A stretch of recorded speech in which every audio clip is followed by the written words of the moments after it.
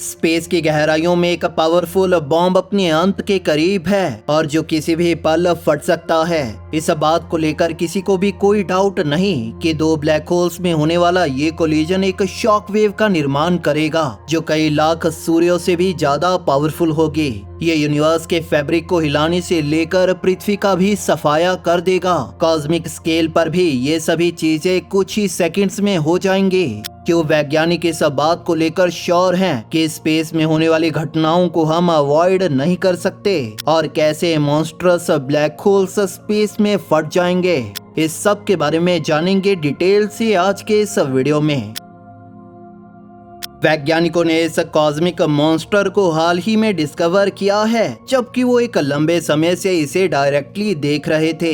इसके जैसे similar objects को पहली बार 1950 के दशक में खोजा गया था और जिसकी खोज ने वैज्ञानिकों को काफी परेशान किया था। ये पावरफुल रेडियो बीकन्स स्पेस की ऐसी जगहों पर मौजूद होते हैं जहां पर इनके आसपास कोई दूसरा सितारा नहीं होता। जब इनके बारे में पहली बार खोजा गया था तो वैज्ञानिकों ने इन्हें क्वासी स्टेलर रेडियो सोर्स या सिंपली कहे तो क्वाज़र्स का नाम दिया था। हालांकि इसके बाद ही रिसर्चर्स को और भी ऐसे बिजार और मिस्टीरियस स्पेस बीकन्स देखने को मिले जो बेहद ब्राइट क्वासर्स थे और जिनसे निकलने वाली डेडली एक्सरेज और गामा रेज ने हमारे टेलीस्कोप्स को इनके मौजूद होने के स्ट्रॉन्ग सिग्नल्स दिए थे। लेकिन 1980 में जाकर एस्ट्रोनॉमर्स इस बात को समझ पाए थे कि वो एक गैलेक्टिक न्यूक्लियाई को देख रहे हैं जिसमें एक सुपर मैसिव ब्लैक होल है जो इन तक पहुंचने वाली किसी भी चीज को पूरी तरह से नष्ट कर सकता है। और इसी के साथ रिसर्चर्स को ये भी पता चला कि कुछ क्वासर्स हमें उनका साइड व्यू ही दिखाते हैं जिसके कारण हमें इनकी हीटेड एक्रेशन डिस्क से कुछ डिम रेडियो वेव्स के बजाय कुछ भी देखने को नहीं मिलता। वहीं दूसरी तरफ कुछ क्वाज़र्स को हम ऊपर से इनके पोल की तरफ से देख रहे होते हैं जिससे इनके उन पोल से निकलने वाली पावरफुल जेट्स, एक्सरेज और गामा रेज बिल्कुल हमारी डायरेक्शन में आ रही होती हैं। इस तरह के इन क्वाज़र्स को वैज्ञानिकों ने ब्लेजर्स का नाम दिया। अगर ऐसा कोई एक हमारी गैलेक्सी मिल्की वे की कोर में इरप्ट होता है तो हमारी पृथ्वी की कम से कम ओजोन लेयर खत्म हो जाएगी और ज्यादा से ज्यादा इसकी सतह पर मौजूद सारा जीवन खत्म हो जाएगा। लेकिन हाल ही में मिला वो क्वाज़र PKS 2131021 हमसे बहुत दूर है, लगभग 9 बिलियन लाइट ईयर्स दूर। और इसकी 30 सालों से चली आ रही रिसर्च में वैज्ञानिकों को कभी भी ये हमारे लिए एक खतरा लगा नहीं था। लेकिन 2021 में जाकर रिसर्चर्स को ये रियलाइज हुआ कि वो दशकों से एक बॉम्ब को देख रहे थे जो अपने अंत के बेहद करीब है।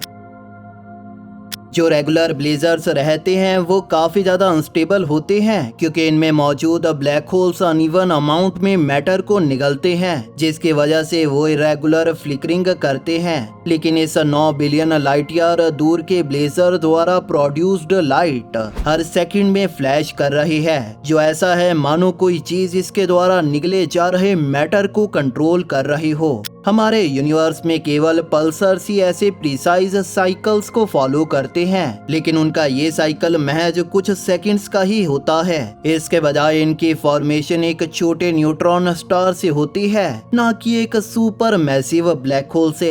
इसीलिए इस ऑब्जेक्ट के एक पल्सर होने के चांसेस ना के बराबर हैं। क्वाज़र्स के मामले में एस्ट्रोनॉमर्स ने अभी तक केवल ऐसे एक ही क्वाज़र को खोजा है जो इसके जैसी फ्लैशेस को बना रहा है। क्या आप OJ287 गैलेक्सी के न्यूक्लियस की उन रिदमिक फ्लैशेस को देख पा रहे हैं? ये एक सुपर मैसिव ब्लैक होल है जिसका मास कुछ दसियों लाख सूर्य के जितना है और जो एक और ब्लैक होल जो मास में हमारे सूर्य से 18 बिलियन गुना ज्यादा है उसकी एक्रेशन डिस्क को पियर्स करता जा रहा है और जो उन पावरफुल एक्सप्लोजन्स के पीछे का कारण है।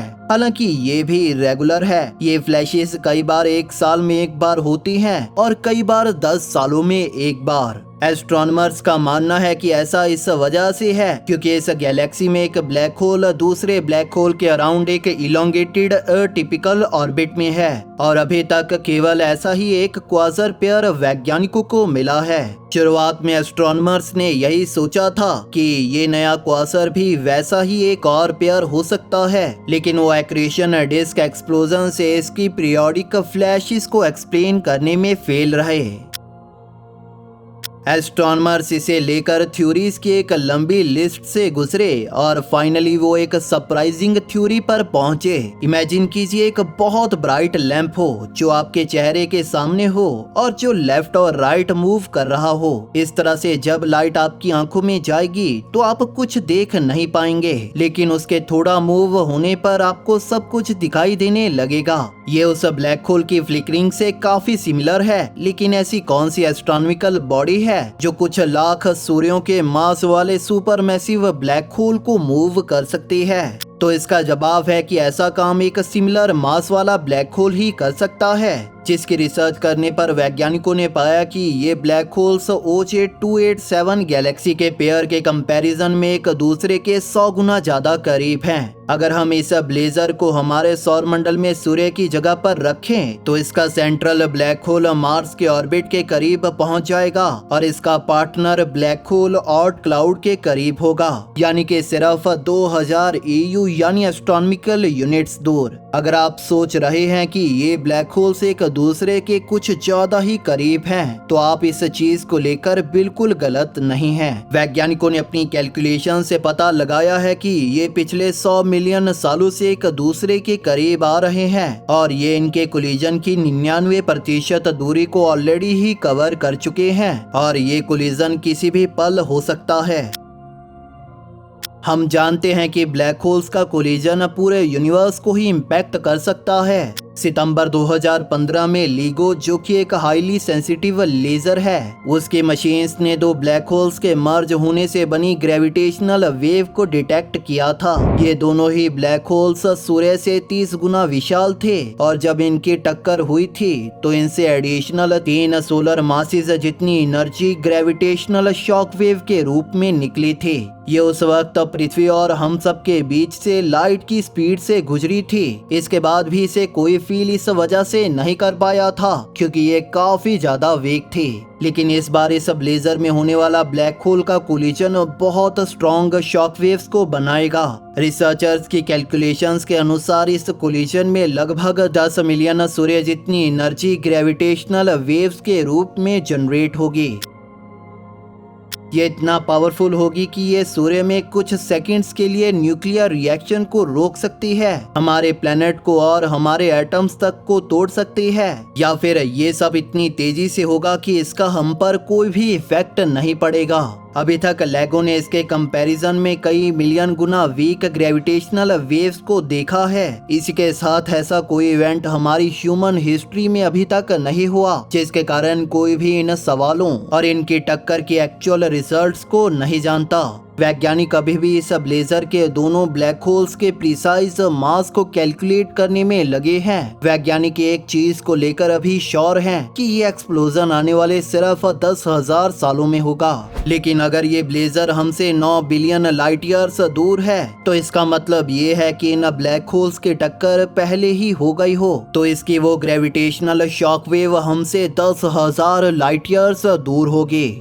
आपका क्या कहना है इस शॉक वेव और आज की इस वीडियो के बारे में? हमें नीचे कमेंट सेक्शन में जरूर बताइए। अगर आपको ये वीडियो पसंद आई तो इसे लाइक और शेयर जरूर करें और इसी तरह की और वीडियोस देखने के लिए हमारे चैनल को सब्सक्राइब जरूर कर लें। बेल नोटिफिकेशन ऑन करना ना भूलें ताकि नई वीडियोस के नोटिफिकेशन आपको अपलोड होते ही मिल जाए। थैंक यू फॉर वॉचिंग दोस्तों। इस वीडियो को अंत तक देखने के लिए आप सभी का धन्यवाद।